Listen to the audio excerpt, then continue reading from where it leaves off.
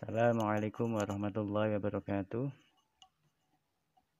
Berjumpa kembali pada pembelajaran Teknologi Informatika dan Komunikasi atau TIK bersama saya Damar Septian MPD. Pada kesempatan kali ini adalah pertemuan keempat, yaitu akan membahas tentang internet. Untuk SK dan KD atau standar kompetensi dan kompetensi dasar, yaitu pada standar kompetensi, setelah mengikuti kuliah ini diharapkan mahasiswa dapat memahami konsep teknologi informasi, teknologi internet, dan mengerti resiko atau dampak negatif yang mungkin ditimbulkan internet. Kemudian, kompetensi dasar. Setelah mengikuti kuliah ini, diharapkan mahasiswa dapat memahami teknologi internet, pemanfaatan internet dalam kehidupan sehari-hari, dan dapat menggunakan aplikasi-aplikasi berbasis internet, serta dapat mengurangi dampak negatif internet. Seperti itu. Internet. Pada kesempatan ini akan dibagi beberapa sub pembelajaran, yaitu A. Pengertian internet yang akan membahas tentang sekilas tentang internet. B. Sejarah internet yang akan membahas tentang sejarah singkat internet. C. Tersambung ke internet nanti akan membahas sedikit tentang GPRS, EDGE, 3G, HSDPA, dan lain-lain. Kemudian aplikasi internet nanti akan membahas tentang www atau www, email, file transfer, remote login, IRC. Kemudian interaksi secara elektronis, yaitu akan membahas tentang e-commerce, e-banking, e-government, e-learning. Selanjutnya cybercrime, yang nanti akan dibahas adalah tentang kejahatan di dunia cyber, hanya sekilas, tetapi yang terakhir adalah pemanfaatan internet lainnya. Ya, di situ nanti akan dibahas beberapa pemanfaatan internet lainnya. Yang pertama yaitu pengertian internet.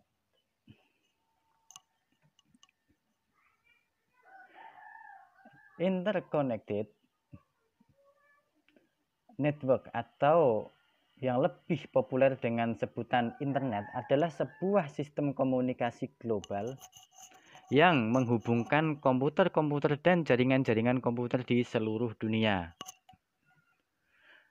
Setiap komputer dan jaringan terhubung baik secara langsung maupun tidak langsung ke beberapa jalur utama yang disebut internet backbone dan dibedakan satu dengan yang lainnya menggunakan unique name yang biasa disebut dengan alamat IP.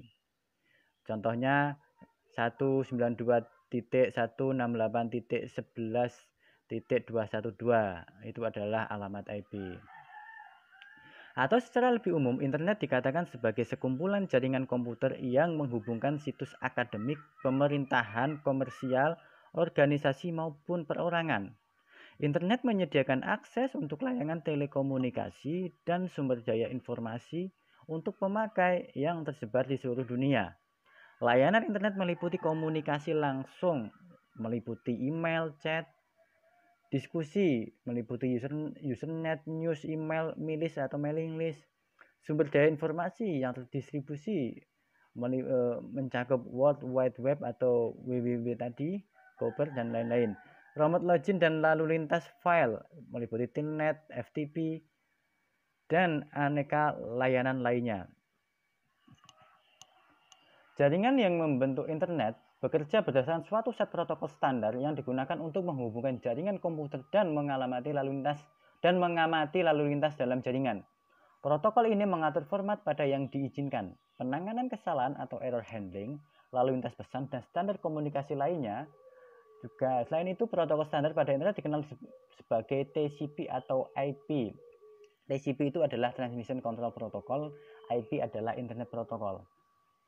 Protokol ini memiliki kemampuan untuk bekerja di atas segala jenis komputer tanpa terpengaruh oleh perbedaan perangkat keras maupun sistem operasi yang digunakan. Sebuah sistem komputer yang terhubung secara langsung ke jaringan memiliki nama domain dan alamat IP atau Internet Protokol. dalam bentuk numerik dengan format tertentu sebagai pengenal. Internet juga memiliki gateway ke jaringan dan layanan yang berbasis protokol lainnya. Sejarah internet. Cikal bakal jaringan internet yang kita kenal saat ini pertama kali dikembangkan tahun 1969 oleh Departemen Pertahanan Amerika Serikat dengan nama ARPANET. ARPANET ini adalah Advanced Research Project Agency Network. Karena ini adalah dari Departemen Pertahanan, maka kadang ditambahi tulisan US Defense, artinya adalah pertahanan US. Jadi disebut ARPANET, atau kadang juga disingkat DARPANET. DARPANET itu dari Defense Advanced Research Project Agency Network. Seperti itu. ARPANET dibangun dengan sasaran untuk membuat suatu jaringan komputer yang tersebar untuk menghindari pemusatan informasi di satu titik yang dipandang rawan untuk dihancurkan apabila terjadi peperangan. Dengan cara ini diharapkan apabila satu bagian dari jaringan terputus, maka jalur yang melalui jaringan tersebut dapat secara otomatis dipindahkan ke jalur lainnya.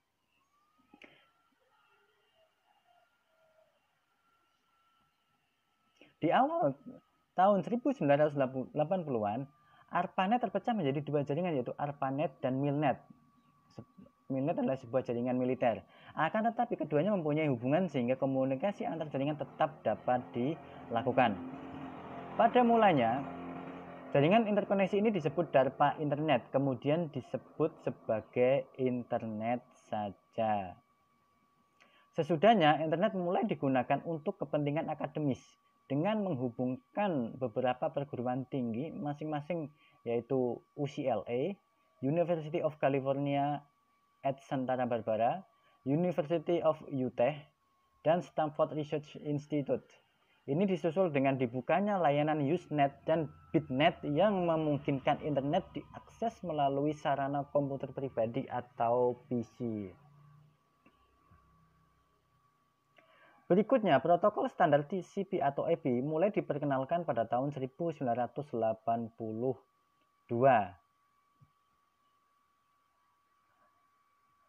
Disusul dengan penggunaan sistem DNS atau Domain Name Service pada tahun 1984. Di tahun 1986 lahir National Science Foundation Network atau NSVNet yang menghubungkan para periset di seluruh negeri dengan 5 buah pusat superkomputer. Jaringan ini kemudian berkembang untuk menghubungkan berbagai jaringan akademis lainnya yang terdiri atas universitas dan konsorsium-konsorsium riset. NSFNet kemudian mulai menggantikan ARPANET sebagai jaringan riset utama di Amerika hingga pada bulan Maret 1960.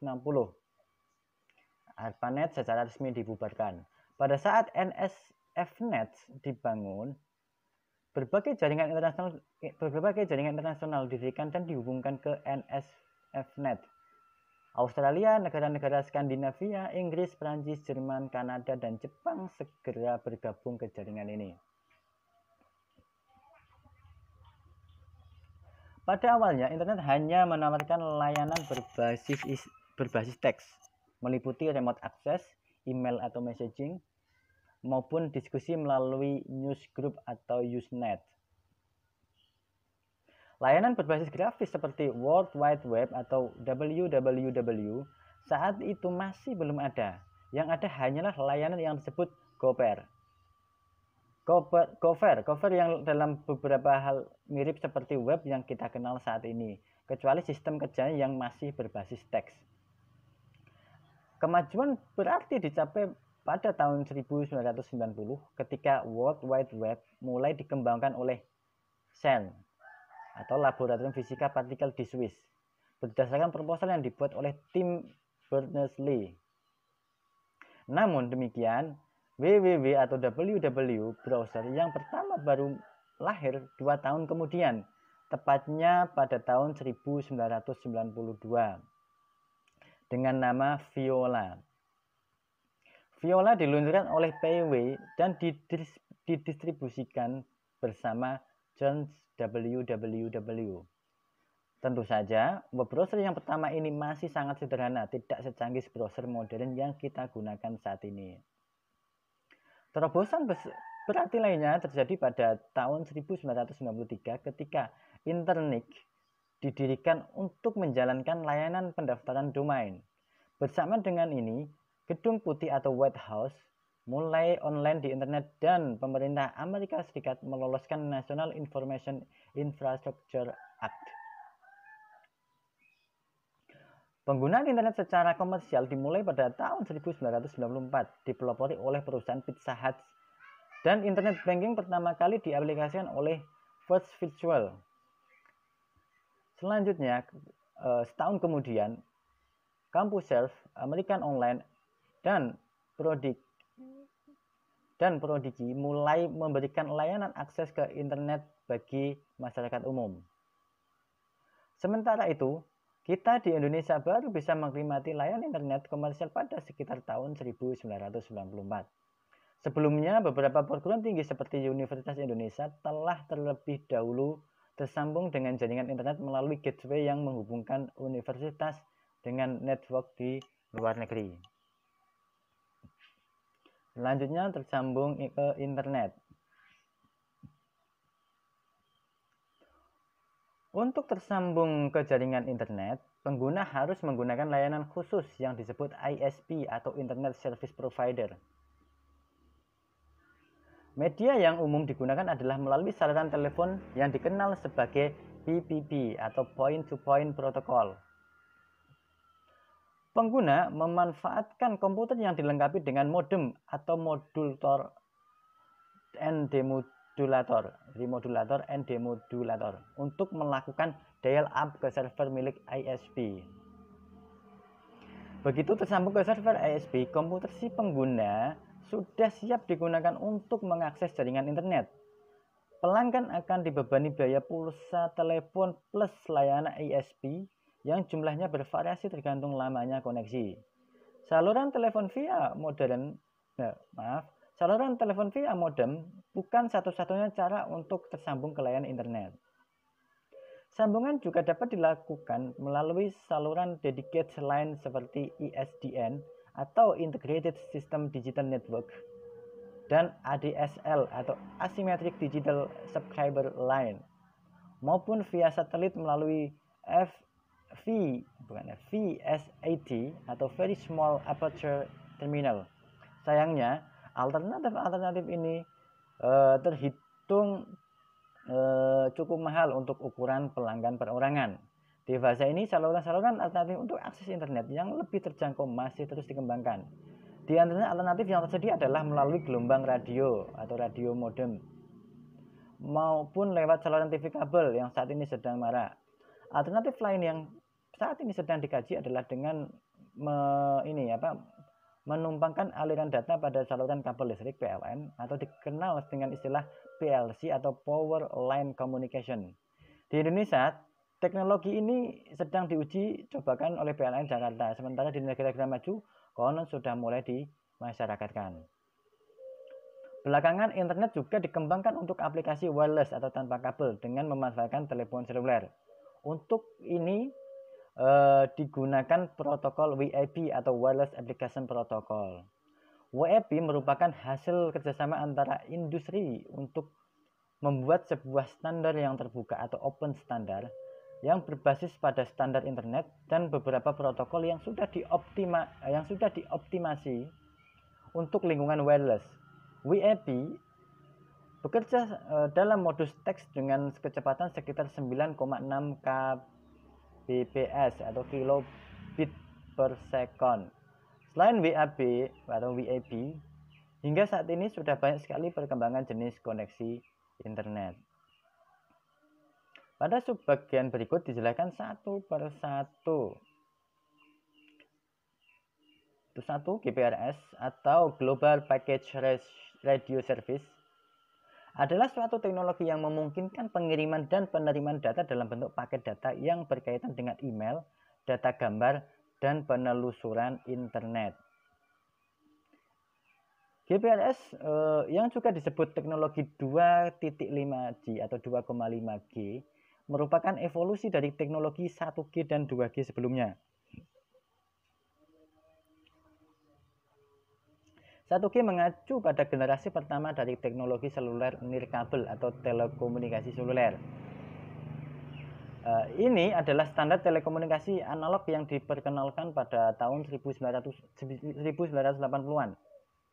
1G atau 1G pada umumnya adalah teknologi analog dan ponsel yang memiliki daya tahan baterai yang terbatas dan kualitas suara tanpa keamanan yang besar, dan kadang-kadang akan mengalami panggilan yang terputus atau drop calls. Kecepatan maksimal dari 1G yaitu 2,4 kilobit per second. Ini adalah standar telekomunikasi analog dan berlanjut hingga digantikan oleh telekomunikasi digital 2G atau 2G. Jaringan 2G muncul pada tahun 1900-an, yaitu sekitar tahun 1990-an, yang menggabungkan sinyal digital ke dalam jaringan seluler. 2G adalah implementasi digital pertama dari komunikasi suara nirkabel. 2G juga memperkenalkan layanan data seluler yang aman dan mampu mengirimkan pesan teks atau SMS dan pesan multimedia atau MMS. 2G juga menerapkan konsep CDMA dan GSM. Dengan konsep CDMA dan GSM ini, kecepatan maksimal dari jaringan 2G bisa mencapai 50 kilobit per second atau 1 megabit per second. Perbedaan utama antara 1G dan 2G yaitu sinyal radio yang digunakan oleh jaringan 1G adalah analog, sedangkan jaringan 2G adalah digital. Jaringan general kedua atau 2G membawa telepon seluler dari analog ke komunikasi digital tahap awal. Makanya hanya ada telepon dan enkripsi teks. Sekalipun ada layanan data hanya sebatas pesan gambar dan MMS. Layanan GPRS tersebut dapat dipasang pada jenis ponsel tipe GSM dan IS-136. Di Indonesia, GPRS diperkenalkan pada tahun 2001 saat penyedia jaringan seperti IM3 mempromosikannya. Idealnya, jaringan GPRS memiliki kecepatan mulai dari 56 kilobit per sekon sampai 115 kilobit per sekon. Namun kenyataannya, hal tersebut tergantung dari faktor-faktor seperti konfigurasi dan alokasi waktu slot pada level BTS, software yang digunakan, dan dukungan fitur dan aplikasi ponsel yang digunakan. Yang kedua, Edge atau kadang disebut dengan Edge, yaitu Enhanced Data Rates for Global Evolution. Merupakan kelanjutan evolusi dari GSM dan IS-136 dengan tujuan pengembangan teknologi untuk meningkatkan kecepatan transmisi data, efisiensi spektrum, dan memungkinkannya penggunaan aplikasi baru serta meningkatkan kapasitas. Jaringan Edge atau Edge juga disebut sebagai teknologi 2,75G. Diperkenalkan pertama kali oleh Singular, sekarang AT&T di Amerika Serikat pada tahun 2003.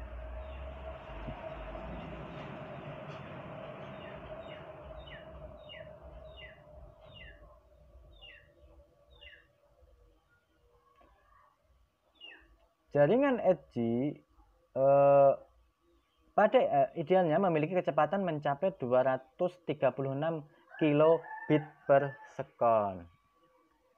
Selanjutnya yang ketiga adalah teknologi 3G atau Third Generation Technology. Merupakan teknologi evolusi dari generasi sebelumnya yang memiliki kapasitas pengiriman dan penerimaan lebih besar dan lebih cepat. Oleh karena itulah, teknologi ini dapat digunakan untuk melakukan video call. Teknologi 3G sering juga disebut dengan mobile broadband karena keunggulannya sebagai modem untuk internet yang bersifat portable. Perkembangan 3G secara komersial dimulai pada tahun 2001 di Jepang oleh NTT Docomo, yang kemudian disusul oleh Korea Selatan pada tahun 2002. Idealnya, teknologi ini memiliki kecepatan transfer data pada level minimum, yaitu 2 megabit per second pada pengguna yang berada pada posisi diam ataupun berjalan kaki, dan 384 kilobit per second pada pengguna yang berada di dalam kendaraan yang sedang berjalan. Generasi ini menetapkan standar untuk sebagian besar teknologi nirkabel yang telah kita kenal dan gunakan saat ini. Penanganan data broadband menjadi ciri khas sistem 3G dan merupakan persyaratan bagi ponsel pintar yang memproses aplikasi berat data yang terlibat dengan jejaring sosial, streaming musik dan video, dan sistem GPS. Dalam generasi yang diperkenalkan pada tahun 2001, kecepatan maksimal internet bisa mencapai 0,2 megabit per second. Selanjutnya yang keempat yaitu HSDPA atau High Speed Downlink Package Access. Merupakan teknologi yang disempurnakan dan teknologi sebelumnya yang juga dapat disebut 3,5G. 3G Plus atau Turbo 3G yang memungkinkan jaringan berbasis universal Mobile Telecommunication System atau UMTS dan memiliki kecepatan dan kapasitas transfer data yang lebih tinggi. Penggunaan HSDPA yang saat ini menyokong kecepatan penulisan dari 1,8, 3,6, 7,2 hingga 14 ini megabyte per second, Mbps ya. Salah penulisan. Oleh karena itulah jaringan HSDPA ini sangat memungkinkan untuk digunakan sebagai modem internet pada komputer ataupun notebook. Pemasaran HSDPA dalam bentuk modem yang digunakan sebagai koneksi mobile broadband baru diperkenalkan pada tahun 2007. Pada Agustus tahun 2009, 250 jaringan HSDPA secara komersial telah diluncurkan atau telah meluncurkan layanan mobile broadband di 109 negara. Yang keenam, High Speed Packet Access atau HSPA adalah koneksi protokol telepon genggam dalam ranah 3,G yang memperluas dan memperbaiki kinerja protokol Universal Mobile Telecommunication System atau UMTS. High Speed Downlink Package Access atau HSDPA, High Speed Uplink Package Access atau HSUPA, dan High Speed Packet Access Plus atau HSPA Plus adalah bagian dari keluarga High Speed Packet Access atau HSPA. HSPA merupakan hasil pengembangan teknologi 3G gelombang pertama, rilis 99 koneksi R99. Terkait jaringan CDMA, HSPA dapat disejajarkan dengan Evolution Data Optimized atau EVDO yang merupakan perkembangan dari CDMA 2000. Jaringan HSPA sebagian besar tersebar pada spektrum 1900 MHz dan 2100 MHz, namun beberapa berjalan pada 800 MHz. Spektrum yang lebih besar digunakan karena operator dapat menjangkau area yang lebih luas serta kemampuannya untuk reframing dan realokasi spektrum UHF. HSPA menyediakan kecepatan transmisi data yang berbeda dalam arus data turun atau downlink dan arus data naik atau uplink. Terkait standar pengembangan yang dilakukan Third Generation Partner Project atau 3GPP, perkembangan lanjutan HSPA dapat semakin memudahkan akses ke dunia maya karena syarat fitur rapi dan canggih sehingga dapat mengurangi biaya transfer data. Pada tahun 2008 terdapat lebih dari 32 juta koneksi HSPA di dunia. Hal ini bertolak belakang dengan akhir kuartal 2007 yang hanya berjumlah 3 juta. Pada tahun yang sama, sekitar 80 negara telah memiliki layanan HSPA dengan lebih dari 467.000 jenis perangkat HSPA yang tersedia di seluruh dunia, seperti perangkat bergerak, notebook, data card, wireless router, USB modem. Yang ketujuh adalah High Speed Packet Access Plus atau HSPA+. HSPA+ atau disebut dengan evolusi HSPA adalah teknologi standar pita lebar nirkabel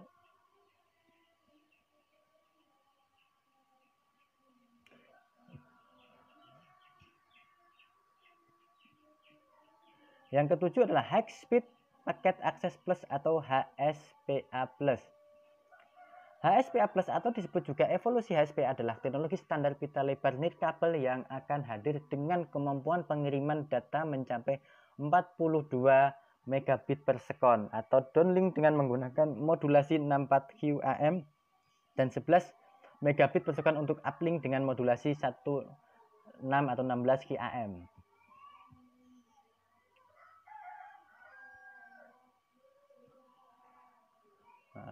Pengembangan lainnya adalah HSPA+ adalah tambahan penggunaan antena multiple input, multiple output atau MIMO untuk membantu peningkatan kecepatan data. HSPA+ memberikan pilihan berupa arsitektur All IP atau All IP/IP adalah Internet Protocol yang dapat mempercepat jaringan serta lebih mudah dalam penyebaran dan pengendaliannya. Sampai Agustus 2009, terdapat 12 jaringan HSPA+ di dunia dengan kecepatan downlink mencapai 21 megabit per sekon. Pelopornya adalah Telstra di Australia pada akhir 2008. Sedangkan jaringan untuk kecepatan 28 megabit per sekon telah hadir untuk pertama kalinya di dunia dengan Italia sebagai negara perintisnya. Yang kedelapan adalah Evolution Data Optimize atau EFDO. EFDO juga dikenal dengan F-Stripdo. Satu EFDO merupakan sebuah standar pada wireless broadband berkecepatan tinggi. EFDO adalah singkatan dari Evolution Data Only atau Evolution Data Optimize. Istilah resminya dikeluarkan oleh Asosiasi Industri Telekomunikasi yaitu CDMA 2000, merupakan interface data berkecepatan tinggi pada media udara. EFDO satu dari dua macam standar utama wireless generasi ketiga atau 3G. Adapun standar yang lainnya adalah WCDMA. Kelebihan EFDO dibandingkan CDMA biasa tentu lebih mengirit spektrum frekuensi dan regulator dan amat mahal pastinya. Menurunkan biaya pengembangan dan memanfaatkan jaringan baru. Di Amerika, EFDO dipakai oleh Verizon dan Sprint. Di Korea juga digunakan. Di Indonesia telah ada beberapa operator yang memakai teknologi EFDO. Yang kesembilan yaitu 4G. Jaringan 4G telah mulai meningkatkan data bandwidth sekitar 10 kali lipat dari jaringan 3G. 4G adalah teknologi yang sangat berbeda dibandingkan dengan 3G. 4G dihadirkan untuk menyediakan jaringan internet dengan kecepatan tinggi, kualitas tinggi, dan kapasitas tinggi kepada pengguna, namun tetap menjaga tingkat keamanan, menurunkan biaya layanan suara dan data, multimedia, dan internet melalui IP. Standar yang ditawarkan dari jaringan 4G adalah kecepatan akses searching, pelayanan games, video dengan kualitas tinggi, TV support, dan masih banyak lagi. Kecepatan maksimal jaringan 4G adalah 100 megabit per sekon atau 1 gigabit per sekon. Selanjutnya adalah 5G. Tadi ya 4G itu yang digunakan sekarang. Nah, untuk 5G ini di Indonesia belum menggunakan. Jaringan 5G merupakan generasi berikutnya yang menawarkan kecepatan yang lebih dan koneksi yang jauh lebih baik daripada generasi sebelumnya, baik di smartphone ataupun perangkat lainnya. Dengan menggabungkan teknologi jaringan mutakhir serta penelitian-penelitian terbaru, 4G mampu menawarkan koneksi yang jauh lebih cepat daripada koneksi yang ada saat ini. Kecepatan maksimal yang diperkirakan mencapai 35,46 gigabit per sekon, yang berarti 35 kali lipat cepat daripada 4G. Meskipun 5G belum dikomersialkan di pasaran, namun jaringan ini memiliki potensi serta pengaruh besar yang besar pada pengembangan Internet of Things atau IoT dan smart homes atau smart cities di masa depan. Para inovator teknologi tentunya akan terus meningkatkan teknologi jaringan ini hingga ke level yang mungkin tak terbayangkan. Tujuannya adalah untuk menunjukkan manusia dalam berkomunikasi dengan cara yang lebih cepat dan mudah.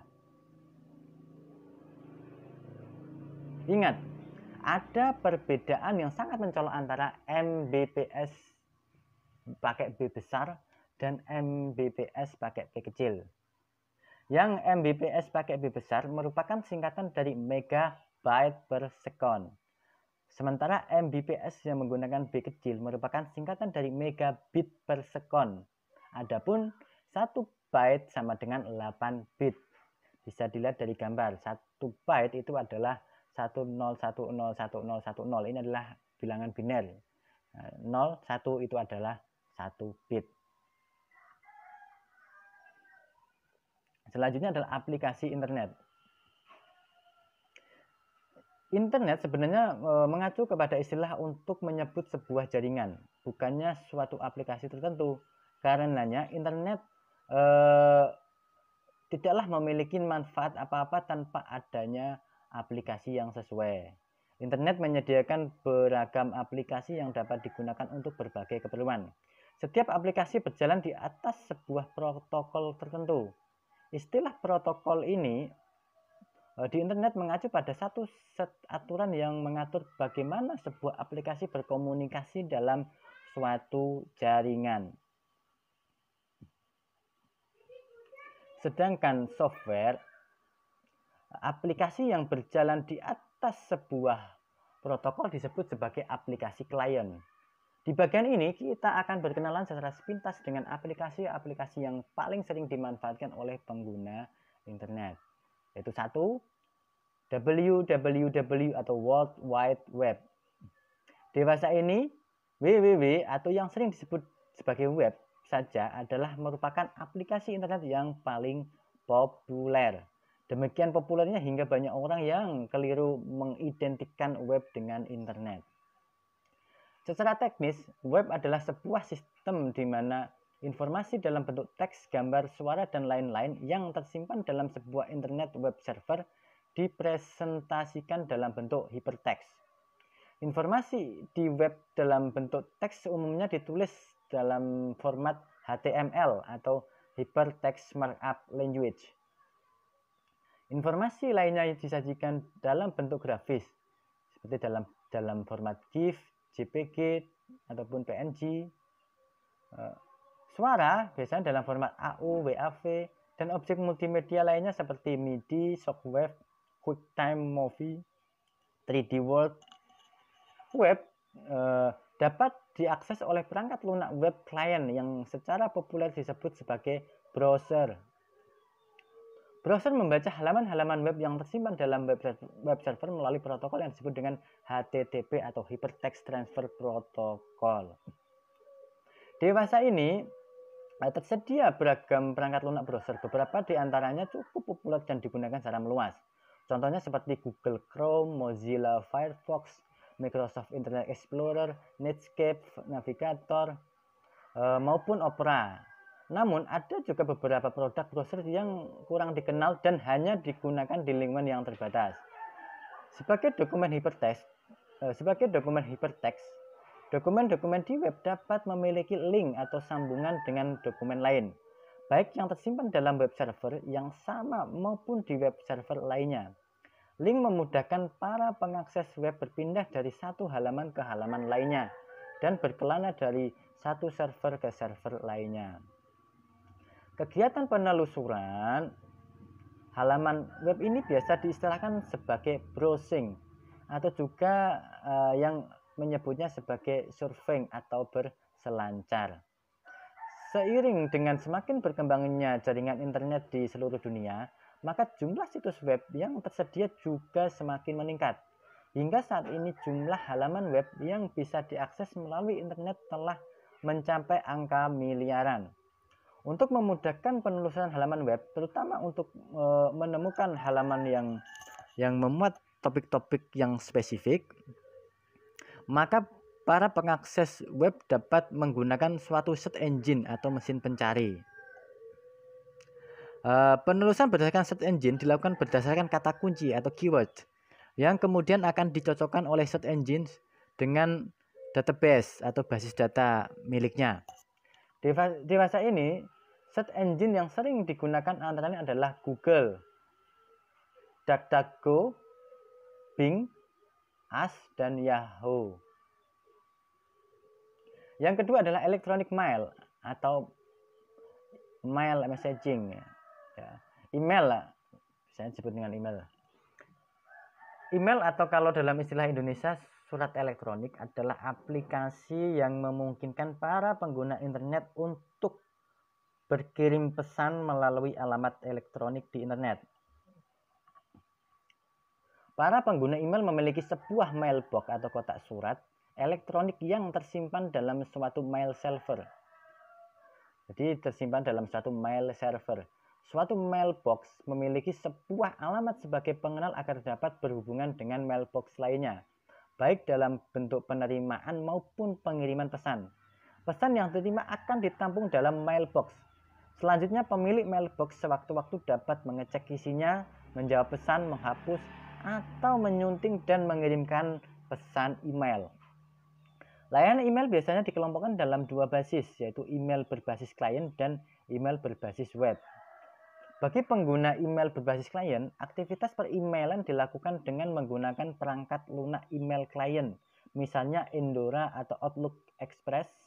Perangkat lunak ini menyediakan fungsi-fungsi penyuntingan dan pembacaan email secara offline atau tidak tersambung ke internet. Dengan demikian, biaya koneksi ke internet dapat dihemat. Koneksi hanya diperluas untuk melakukan pengiriman atau send atau mengirim atau receive email dari mailbox. Sebaliknya, bagi pengguna email berbasis web, seluruh kegiatan per-emailan harus dilakukan melalui suatu situs web. Dengan demikian, untuk menggunakannya haruslah dalam keadaan online. Alamat email dari ISP atau Internet Service Provider umumnya berbasis klien. Sedangkan email berbasis web biasanya disediakan oleh penyelenggara layanan email gratis seperti Yahoo Mail, Google Mail. Beberapa pengguna email dapat membentuk kelompok tersendiri yang diwakili oleh sebuah alamat email.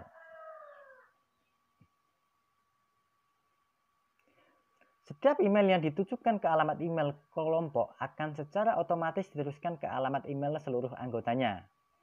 Kelompok semacam ini disebut sebagai milis atau mailing list. Sebuah milis didirikan atas dasar kesamaan minat atau kepentingan dan biasanya dimanfaatkan untuk keperluan diskusi atau pertukaran informasi di antara para anggotanya. Penyedia layanan milis yang dikenal luas antara lain adalah yahoogroups.com dan googlegroups.com. Pada mulanya, sistem email hanya dapat digunakan untuk mengirim informasi dalam bentuk teks standar atau yang dikenal sebagai ASCII atau American Standard Code for Information Interchange. Saat itu sukar untuk mengirimkan data yang berupa berkas non-teks atau dikenal sebagai file binary. Cara yang umum dilakukan kala itu adalah dengan menggunakan program UU encode atau UU encode untuk mengubah berkas binary tersebut menjadi berkas ASCII. Kemudian baru dikirimkan melalui email. Di tempat tujuan, proses sebaliknya dilakukan.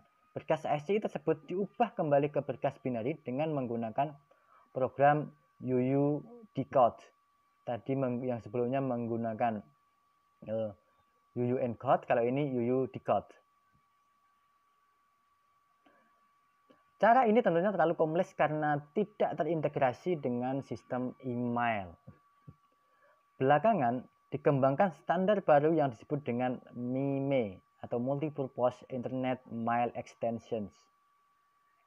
Standar ini diciptakan untuk mempermudah penerimaan berkas dengan melalui attachment atau lampiran.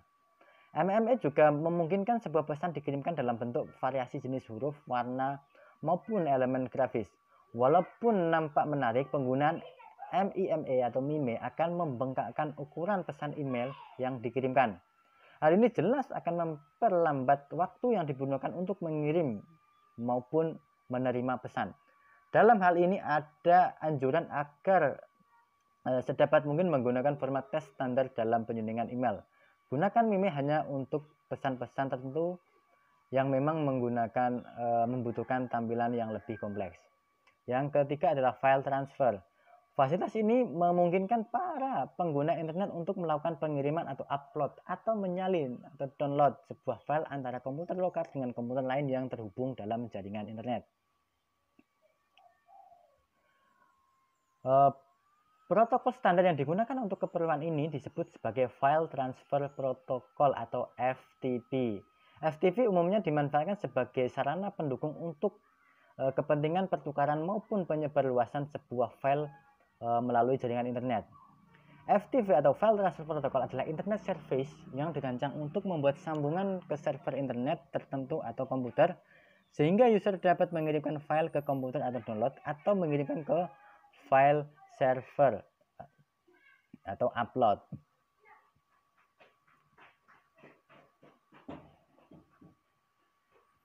FTP juga dimanfaatkan untuk melakukan proses upload suatu halaman web ke web server agar dapat diakses oleh pengguna internet lainnya.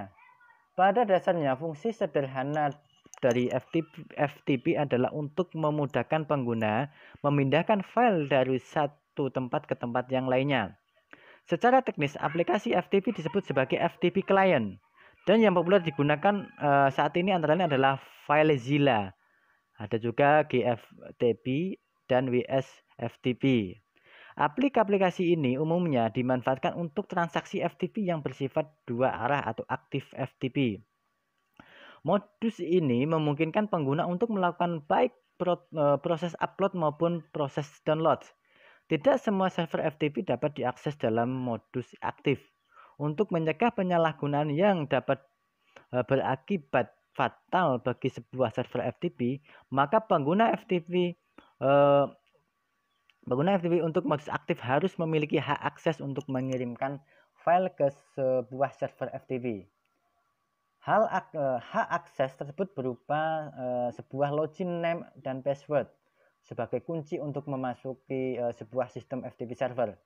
Untuk modus pasif, selama memang tidak ada restriksi dari pengelola server, umumnya dapat dilakukan oleh semua pengguna dengan modus anonymous login atau login secara anonim.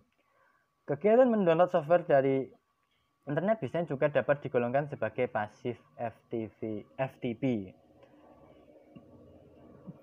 Adanya fitur FTP memudahkan Anda untuk mengelola file website yang berada pada halaman hosting.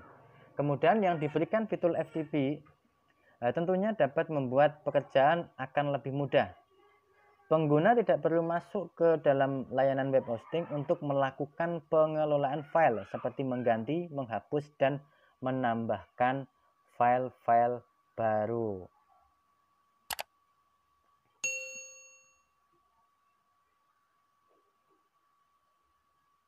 Yang selanjutnya adalah remote login. Layanan remote login memacu pada program atau protokol yang menyediakan fungsi yang memungkinkan seseorang pengguna internet untuk mengakses atau login ke sebuah terminal atau remote host dalam lingkungan jaringan internet. Dengan memanfaatkan remote login, seorang pengguna internet dapat mengoperasikan sebuah host dari jarak jauh tanpa harus secara fisik berhadapan dengan host bersangkutan.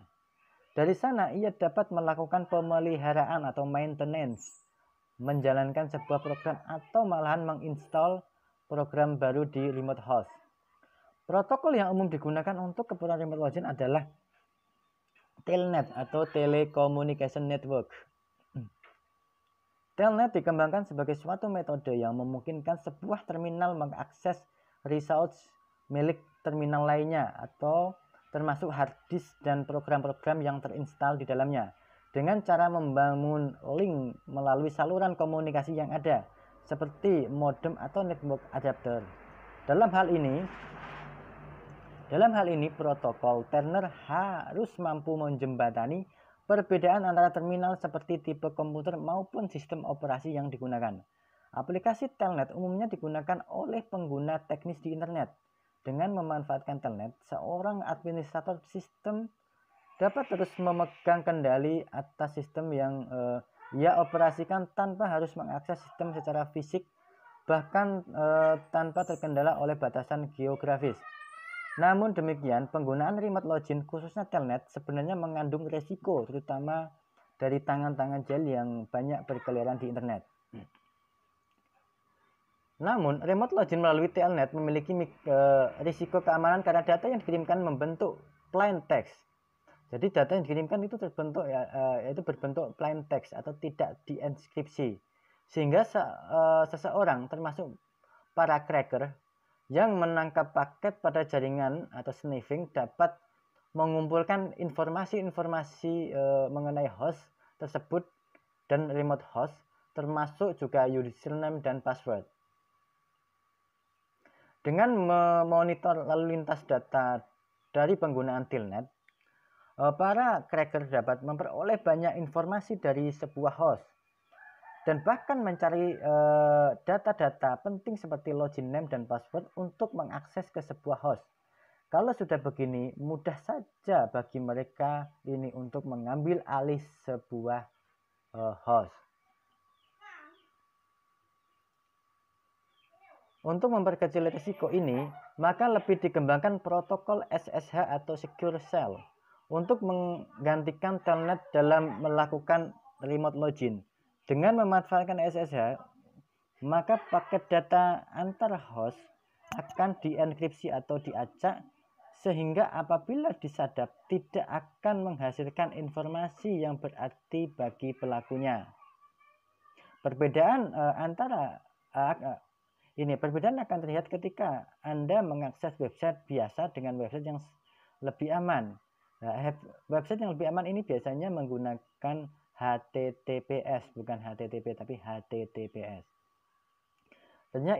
Selanjutnya yang kelima, IRC atau Internet Relay Chat. Layan IRC atau biasa disebut sebagai chat, biasa disebut sebagai chat saja, adalah sebuah bentuk komunikasi di internet yang menggunakan sarana baris-baris tulisan yang diketikkan melalui keyboard.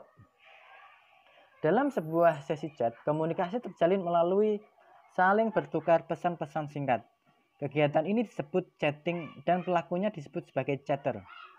Para chatter dapat saling berkomunikasi secara berkelompok dalam suatu chat room dengan membicarakan topik tertentu atau berpindah ke modus privat.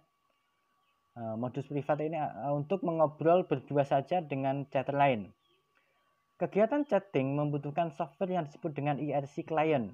Di antaranya yang paling populer adalah software MIRC. Ada juga beberapa variasi lain dari IRC, misalnya apa yang dikenal sebagai MUD atau mute, singkatan dari multi-user dungeons atau multi-user dimension. Berbeda dengan IRC yang hanya menampung obrolan, aplikasi pada MUD jauh lebih fleksibel dan luas. MUD lebih mirip seperti sebuah dunia virtual atau virtual world, di mana para penggunanya dapat saling berinteraksi seperti halnya pada dunia nyata. Misalnya dengan melakukan kegiatan tukar-menukar file atau meninggalkan pesan. Karenanya selain untuk bersenang-senang, MUD juga sering dipakai oleh komunitas ilmiah serta untuk kepentingan pendidikan, misalnya untuk memfasilitasi kegiatan kuliah jarak jauh. Semakin tingginya kecepatan akses internet, maka aplikasi chat terus diperluas sehingga komunikasi tidak hanya terjalin melalui tulisan, namun juga melalui suara atau teleconference, bahkan melalui gambar dan suara sekaligus atau video conference. Aplikasi-aplikasi di atas sebenarnya adalah aplikasi dasar yang umum digunakan dalam internet. Selain aplikasi tersebut, masih ada lusinan aplikasi lainnya yang memanfaatkan jaringan internet, baik aplikasi yang sering maupun jarang dipergunakan. Teknologi internet sendiri terus berkembang sehingga aplikasi baru terus bermunculan. Di samping itu, aplikasi-aplikasi yang telah ada masih terus dikembangkan dan disempurnakan untuk memenuhi kebutuhan penggunanya. Beberapa contoh aplikasi IRC diantaranya adalah Yahoo Messenger, Google Talks, MIRC, WhatsApp, Live Connect, Live IM, dan lain-lain. Selanjutnya adalah interaksi secara elektronis. Akhir-akhir ini kita cenderung semakin akrab dengan istilah-istilah semacam e-commerce, e-banking, e-government, e-learning, dan sebagainya. Huruf E di sini mengacu pada kata elektronik, tapi lebih banyak digunakan dalam konteks internet. Jadi, istilah-istilah tersebut bisa dibaca sebagai electronic commerce, electronic government, electronic banking, electronic learning. Dalam bagian ini kita akan membahas secara sepintas tentang hal-hal yang berkaitan dengan istilah-istilah di atas. Dalam kenyataannya, hal-hal tersebut jauh lebih kompleks sehingga tidak mungkin dibahas secara rinci dalam halaman ini. 1. E-commerce. Dari namanya kita sudah bisa menebak kalau ini berkaitan dengan kegiatan yang bersifat komersial. Istilah e-commerce yang akan kita bahas ini memang mengacu pada kegiatan komersial di internet. Contoh paling umum dari kegiatan e-commerce tentu saja adalah aktivitas transaksi perdagangan melalui sarana internet. Dengan memanfaatkan e-commerce, para penjual atau merchant dapat menjajakan produknya secara lintas negara karena memang sifatnya internet sendiri yang tidak mengenal batas geografis. Transaksi dapat berlangsung secara real time dari sudut mana saja di dunia asalkan terhubung dalam jaringan internet. Umumnya transaksi melalui sarana e-commerce dilakukan melalui sarana suatu situs web yang dalam hal ini berlaku sebagai semacam etalase bagi produk yang dijajakan. Dari situs web ini, para pembeli atau customer dapat melihat bentuk dan spesifikasi produk bersangkutan lengkap dengan harga yang dipatok. Berikutnya, apabila si calon pembeli tertarik, maka ia dapat melakukan transaksi pembelian di situs tersebut dengan sarana kartu kredit. Berbeda dengan transaksi kartu kredit pada umumnya yang menggunakan peralatan khusus, transaksi kartu kredit di internet cukup dilakukan dengan memasukkan nomor kartu kredit beserta waktu kadaluarsanya pada formulir yang disediakan. Di tahap selanjutnya, program di server e-commerce akan melakukan verifikasi terhadap nomor kartu kredit yang diinputkan. Apabila nomor kartu yang dimasukkan valid, maka transaksi dianggap sah dan barang yang dipesan akan dikirimkan ke alamat pembeli. Tentu saja sebelumnya saat mengisi formulir pemesanan, calon pembeli telah mengisikan alamat lengkap kemana barang yang akan dibelinya harus dikirimkan. Harga barang yang dibeli kemudian akan dimasukkan dalam rekening tagihan dan kartu kredit yang digunakan. Aktivitas e-commerce sebenarnya tidak hanya berkisar pada usaha perdagangan. Kita bisa menjumpai aneka usaha yang intinya berusaha mengaduk keuntungan dari lalu lintas akses internet. Ambil contoh situs lelang online www.ebay.com yang demikian populer. Juga situs penyedia jasa yang mengutip bayaran untuk netters yang ingin menggunakan layanannya. Tidak ketinggalan pula situs-situs khusus dewasa. Bahkan untuk yang terakhir ini justru disebut-sebut sebagai pelopor dari bisnis e-commerce. Seperti halnya kegiatan bisnis konvensional, iklan juga memegang peranan penting dalam e-commerce. Para pengelola situs web banyak yang mendapatkan pemasukan dari iklan yang ditayangkan di situs web yang dikelolanya, umumnya berbentuk iklan banner atau pop-up window. Yahoo atau detik.com sebagai contoh, di mana tiap halamannya selalu dijejali oleh banner iklan yang mencolok mata. Wajar saja sebab dari sanalah sumber pembiayaan layanan atau plus sumber keuntungan mereka berasal. Tapi dengan makin banyaknya situs web yang muncul juga berarti semakin ketatnya persaingan. Menjaring iklan di sebuah situs web tentu saja tidak gampang. Para pemasang iklan umumnya hanya berminat memasang iklannya pada situs dengan trafik kunjungan yang tinggi. Itu artinya para pengelola situs harus berusaha memancing sebanyak mungkin pengunjung ke situs mereka. Caranya tentu saja dengan memasang konten yang beragam sehingga pengunjung bisa betah berlama-lama di situsnya. Syukur-syukur kalau mereka akan balik lagi ke kesempatan berikutnya, atau lebih baik lagi apabila sampai menjadi pengunjung setia. Cara mengundang pengunjung ini jelas butuh usaha dan biaya yang tidak sedikit. Sementara itu, efektivitas pemasangan banner iklan di situs web sendiri sebenarnya masih dilakukan.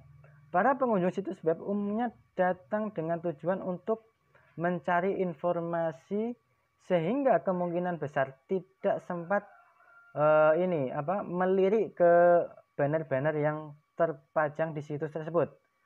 Kadangkala pengunjung kerap merasa terganggu dengan adanya banner iklan di sebuah halaman web. Hasilnya banyak situs web yang tidak mampu membiayai operasionalnya karena pemasukan dari iklan ternyata tidak mampu mengimbangi besarnya modal, sehingga banyak situs web komersial atau web.com yang bangkrut. Yang kedua adalah e-banking. Electronic banking atau e-banking bisa diartikan sebagai aktivitas perbankan di internet. Layanan ini juga memungkinkan nasabah sebuah bank dapat melakukan hampir semua jenis transaksi perbankan melalui sarana internet, khususnya via web.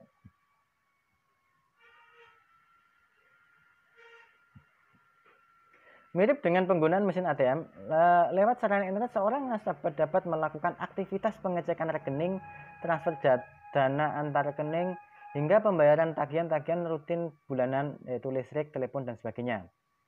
Melalui rekening banknya, banyak keuntungan yang bisa didapatkan nasabah dengan memanfaatkan layanan ini, terutama bila dilihat dari waktu dan tenaga yang dapat dihemat, karena transaksi e-banking dapat dilakukan dari mana saja, sepanjang nasabah dapat terhubung dengan jaringan internet. Untuk dapat menggunakan layanan ini, seorang nasabah akan dibekali dengan login dan kode akses ke situs web di mana terdapat fasilitas e-banking milik bank bersangkutan. Selanjutnya, nasabah dapat melakukan login dan melakukan aktivitas perbankan melalui situs web bank bersangkutan. E-banking sebenarnya bukan barang baru di internet, tapi di Indonesia sendiri ya tidak baru-baru amat sebenarnya. Beberapa tahun belakangan ini marak diaplikasikan oleh beberapa bank papan atas. Karena ini berkaitan dengan keamanan nasabah yang tentunya menjadi perhatian utama dari para pengelola bank, di samping masalah infrastruktur baik bersangkutan. Jadi beberapa tahun ini marak diaplikasikan oleh beberapa bank papan atas ya, karena ini berkaitan dengan keamanan nasabah yang tentunya menjadi perhatian utama dari para pengelola bank, di samping nasabah masalah tentang infrastruktur bank bersangkutan. Keamanan memang merupakan isu utama dalam banking, karena sebagaimana kegiatan lainnya di internet, transaksi perbankan di internet juga rawan terhadap pengintaian dan penyalahgunaan oleh tangan-tangan yang tidak bertanggung jawab. Sebuah situs e-banking diwajibkan untuk menggunakan standar keamanan yang sangat ketat untuk menjamin bahwa setiap layanan yang mereka sediakan hanya dimanfaatkan oleh mereka yang memang betul-betul berhak. Keamanan memang merupakan isu utama dalam bank, karena sebagaimana kegiatan lainnya di internet, transaksi perbankan di internet juga rawan terhadap pengintaian. Ini tadi sudah sebut.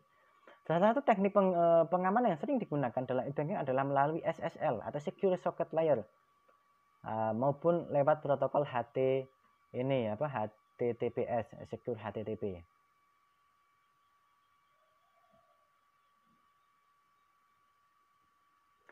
Selanjutnya adalah e-government. Istilah ini baru kedengaran beberapa waktu belakangan ini seiring dengan maraknya pemanfaatan teknologi internet dalam bidang pemerintahan. Walaupun namanya e-government, tapi jangan dibayangkan ini adalah sistem pemerintahan yang sepenuhnya berbasis internet. E-government khususnya di Indonesia masih diartikan secara sempit sebagai sebuah sistem di internet, entah web, alamat email kontak, atau milis, yang mengeksploitir potensi di suatu daerah dengan maksud mengundang pihak-pihak yang mungkin dapat memberikan keuntungan bagi daerah bersangkutan, entah itu sebagai investor atau turis. Situs-situs pemerintah daerah di Indonesia yang mengaku sebagai e-government sebenarnya tidak ubahnya dengan etalase yang memajang data statistik, potensi wisata, dan kekayaan alam suatu daerah.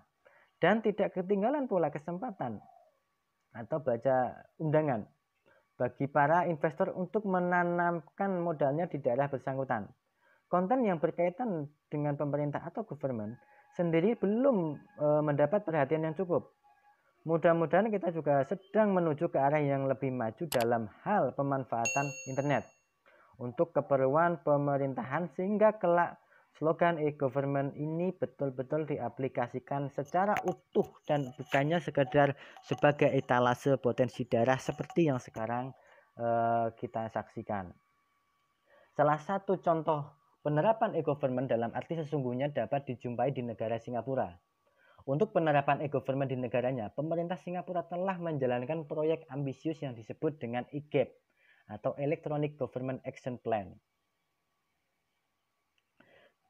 Proyek yang setiap tahapnya menyedot anggaran sebesar 743 juta US dollar ini bertujuan untuk mewujudkan pelayanan publik secara online di negara tersebut. Tahap pertama proyek ini telah berhasil membangun 1.600 layanan publik secara online. Layanan ini tidak hanya memberi informasi, tetapi juga sanggup melakukan transaksi semacam memesan fasilitas olahraga, mendaftarkan perusahaan, membuat paspor baru, dan sebagainya. Program ini telah berhasil membuat 75% penduduk Singapura mulai berkomunikasi dengan birokrasi secara online via internet. Yang keempat ada e-learning. Istilah e-learning dapat didefinisikan sebagai sebuah bentuk penerapan teknologi informasi di bidang pendidikan dalam bentuk sekolah maya.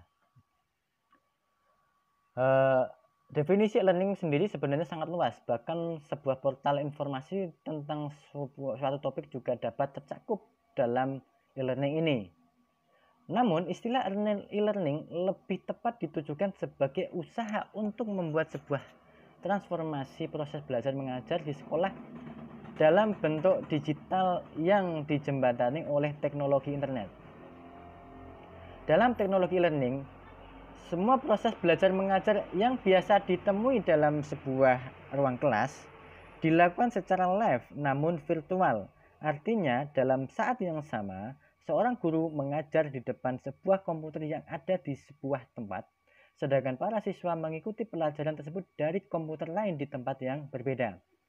Dalam hal ini, secara langsung guru dan siswa tidak saling berkomunikasi, namun secara tidak langsung mereka saling berinteraksi pada waktu yang sama.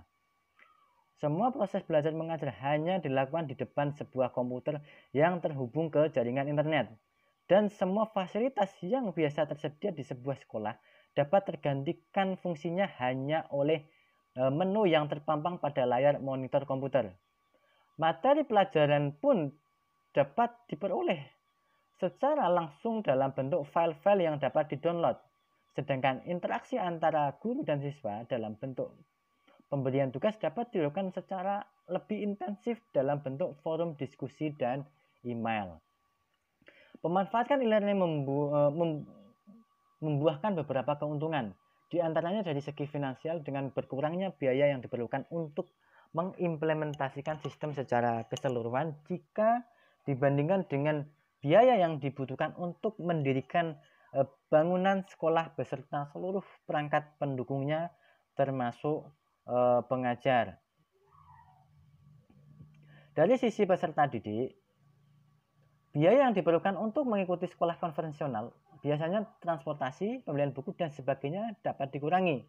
Namun sebagai gantinya diperlukan biaya akses internet. Dari sisi penyelenggara, biaya pengadaan e-learning sendiri dapat direduksi. Di samping jumlah peserta didik yang dapat ditampung jauh melebihi yang dapat ditangani oleh metode konvensional dalam kondisi geografis yang lebih luas. Namun, di balik segala kelebihan yang ditawarkan, penerapan e-learning khususnya di Indonesia masih menyimpan masalah. Antara lain pada keterbatasan akses internet serta kurangnya pemahaman masyarakat akan teknologi internet.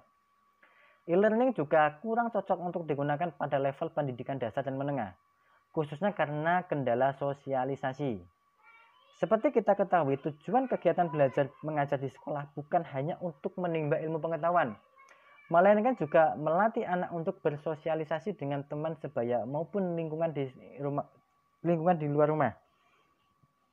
Hal semacam ini tidak bisa didapati dalam sekolah maya via e-learning.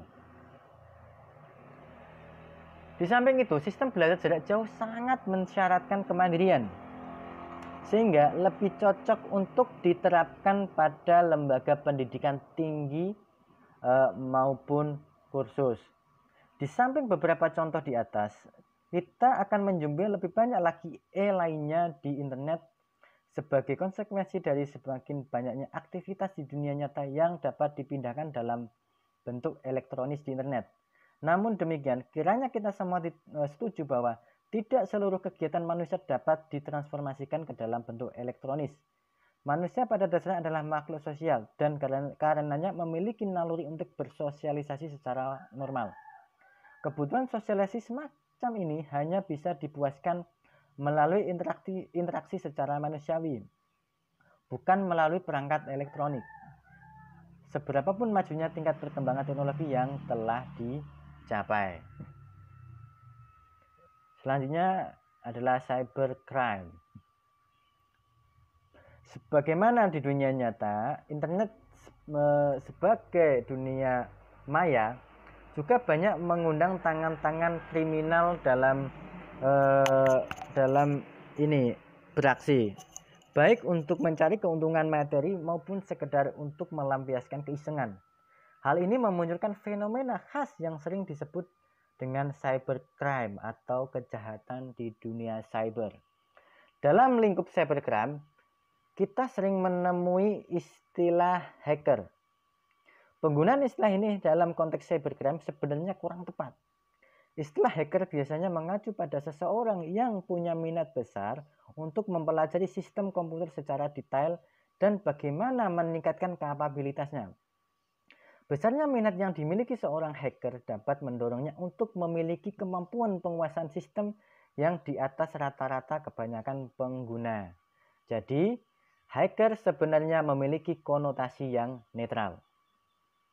Adapun mereka yang melakukan aksi-aksi perusakan di internet lazimnya disebut sebagai cracker atau terjemahan bebasnya adalah pembobol. Boleh dibilang para cracker ini sebenarnya adalah hacker yang memanfaatkan kemampuannya untuk hal-hal negatif.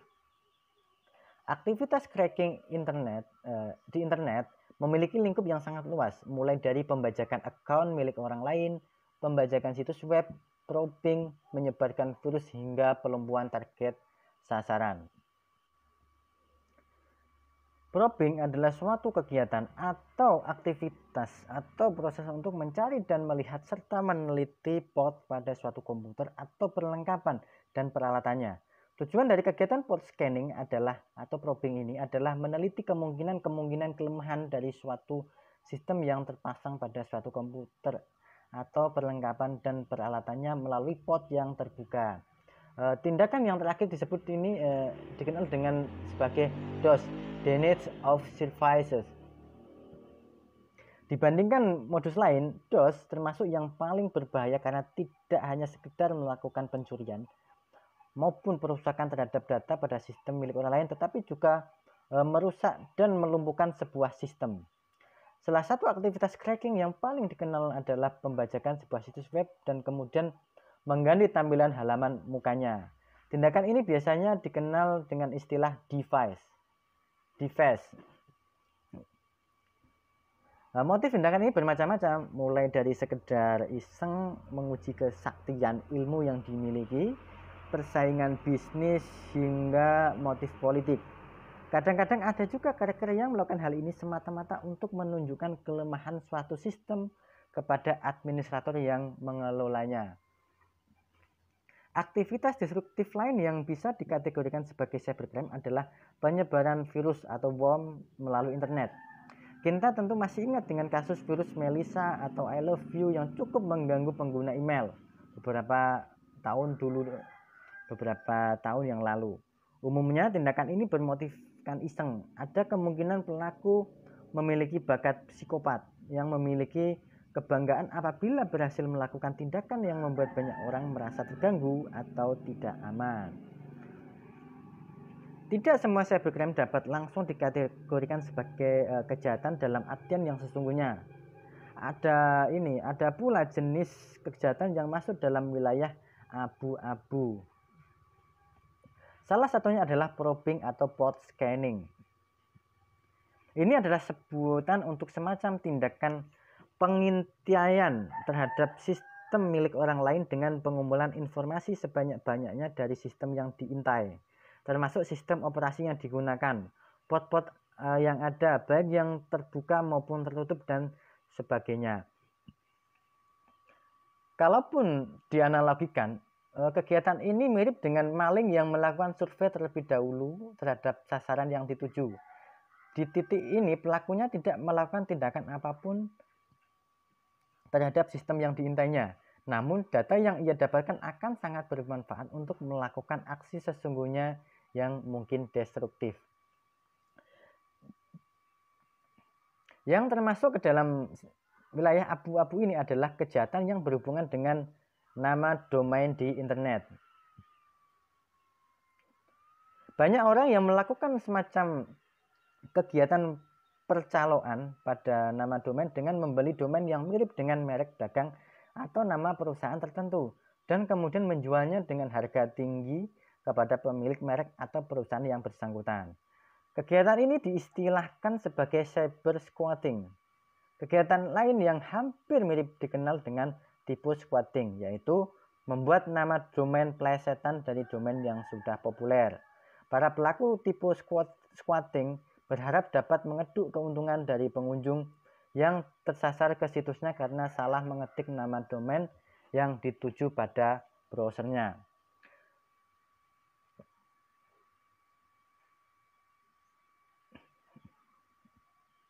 Selain tindak kejahatan yang membutuhkan kemampuan teknis yang memadai, ada juga kejahatan yang menggunakan internet hanya sebatas sarana. Tindak kejahatan semacam ini tidak layak digolongkan sebagai cybercrime, melainkan murni kriminal. Contoh, kejahatan semacam ini adalah carding, yaitu pencurian nomor kartu kredit milik orang lain untuk digunakan dalam transaksi perdagangan di internet, dan pemanfaatkan media internet atau web server mailing list untuk menyebarkan material bajakan. Jadi mengirim material bajakan menggunakan email. Pengiriman email anonim yang berisi promosi atau spamming juga dapat dimasukkan dalam contoh kejahatan yang menggunakan internet sebagai sarana.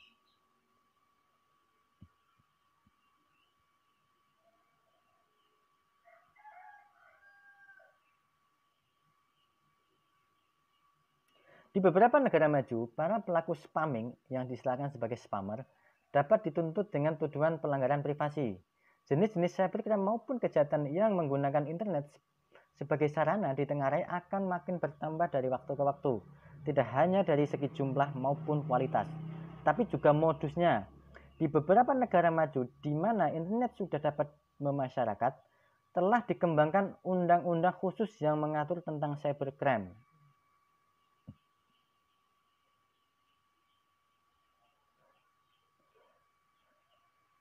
Undang-undang tersebut yang disebut sebagai cyber law biasanya memuat regulasi-regulasi yang harus dipatuhi oleh para pengguna internet di negara bersangkutan, lengkap dengan perangkat hukum dan sanksi bagi para pelanggarnya. Namun demikian, tidak mudah untuk bisa menjerat secara hukum pelaku cybercrime. Tidak seperti internet yang tidak mengenal batasan negara, maka penerapan cyber law masih terkendala oleh batasan yurisdiksi. Padahal seorang pelaku tidak perlu berada di wilayah hukum negara yang bersangkutan untuk melakukan aksinya.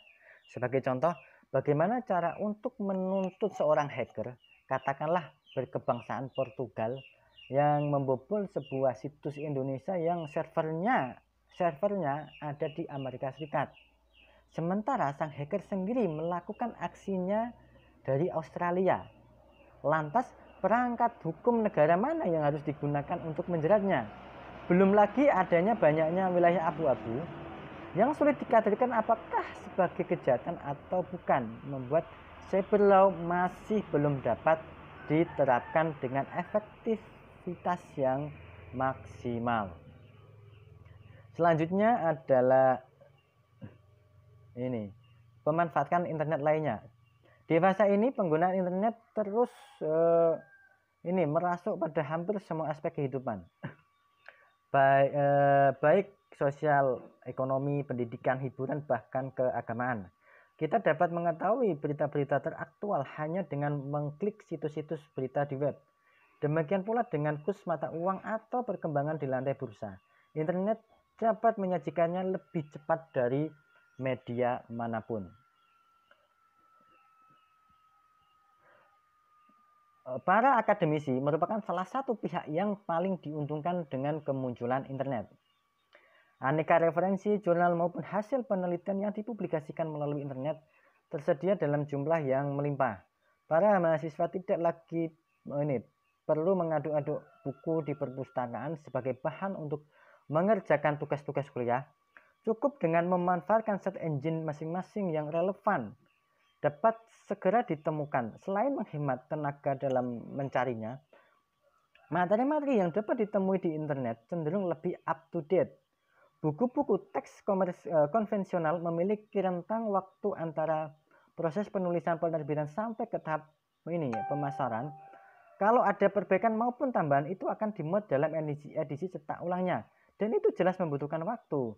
Kendala semacam ini nyaris tidak ditemui dalam publikasi material ilmiah di internet, mengingat mengupload sebuah halaman web tidaklah sesulit menerbitkan sebuah buku.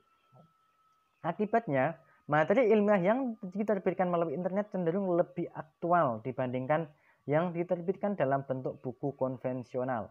Kelebihan sarana internet yang tidak mengenal batas geografis juga menjadikan internet sebagai sarana yang ideal untuk melakukan kegiatan belajar jarak jauh, baik melalui kursus tertulis maupun perkuliahan.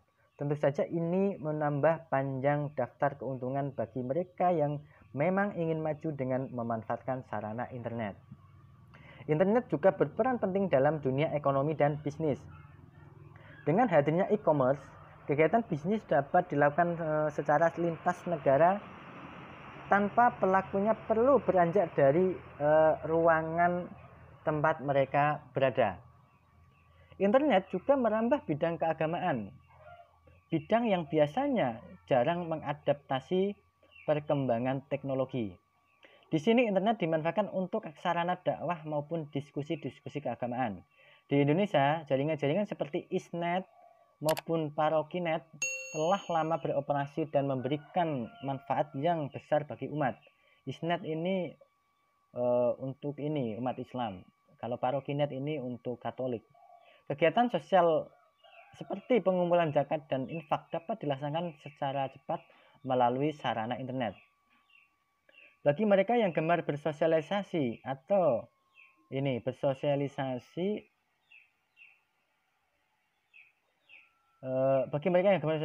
mencari sahabat, internet menawarkan sejuta kesempatan. Baik melalui email, chat room maupun jejaring sosial seperti WhatsApp, Facebook, Twitter, Instagram, dan lain-lain. Para pengguna internet dapat menjalin komunikasi dengan rekan-rekannya di segala penjuru dunia dalam waktu singkat dan biaya relatif murah. Apabila dalam surat menyurat konvensional yang menggunakan jasa pos, semua surat bisa menghabiskan waktu berminggu-minggu dalam perjalanan lintas benua. Maka sebuah email dapat membutuhkan hitungan detik untuk dapat menjangkau segala sudut dunia. Biaya komunikasi lintas benua dapat lebih ditekan lagi dengan hadirnya teknologi VoIP atau Voice over Internet Protocol. Pengguna telepon tidak lagi perlu mengeluarkan biaya sambungan telepon internasional yang sangat mahal untuk menghubungi kolega atau keluarga di luar negeri. Teknologi ini memungkinkan kita melakukan percakapan telepon internasional dengan ongkos yang hanya sedikit lebih mahal dari biaya pulsa telepon lokal. Bagi yang berniat mencari hiburan, internet menawarkan pilihan yang berlimpah. Dengan memanfaatkan game server, seorang dapat bermain game bersama lawan dari negara lain melalui jaringan internet. Pencinta musik juga semakin dimanja dengan hadirnya klip-klip MP3 dari lagu-lagu favorit. Bagi yang haus akan informasi dari dunia entertainment, internet adalah surga dengan berlimpahnya situs-situs web para artis baik nasional maupun internasional. Sebagaimana hal-hal lain di dunia, internet selain menawarkan manfaat juga menyimpan mudarat. Berlimpahnya informasi yang tersedia dari bermacam-macam sumber membuat para netters harus jeli dalam memilah-milah. Maklum, karena sifatnya yang bebas, maka tidak sulit bagi pihak-pihak yang tidak bertanggung jawab untuk memajang informasi yang menyesatkan atau bahkan yang menjurus ke arah fitnah. Tidak semua informasi yang didapat melalui sarana internet terjamin akurasinya. Dalam hal ini, para pengguna internet sangat dituntut kejeliannya agar tidak terlampau mudah percaya terhadap informasi-informasi yang tidak jelas, baik sumber maupun kredibilitas penyedianya. Pembajakan karya intelektual juga merupakan salah satu ekses negatif dalam penggunaan internet. Tahukah Anda bahwa format musik MP3 yang populer itu hampir semuanya adalah ilegal? Dan materi ilegal semacam ini dapat dengan mudah menyebar berkat jasa internet. Di samping contoh-contoh di atas, masih tak terhitung lagi sisi gelap dari penggunaan internet. Tidak heran, beberapa negara yang terhitung konservatif seperti Arab Saudi dan Cina membatasi secara ketat akses internet bagi warganya. Kemudian dan kenyamanan dalam berkomunikasi via internet juga ditengarai, membuat banyak netters kehilangan kesempatan bahkan kemampuan untuk berkomunikasi secara personal. Mereka tenggelam dalam keasikan berchatting atau beremail dengan teman di dunia maya hingga melupakan sosialisasi di dunia nyata. Terlepas dari segala akses negatif tersebut, internet tetaplah hanya sekedar sarana. Ia hanyalah alat, bukan tujuan. Di tangan para penggunanya lah internet dapat memberikan manfaat atau malahan justru mudarat. Terima kasih. Semoga bermanfaat. Saya akhiri. Wassalamualaikum warahmatullahi wabarakatuh.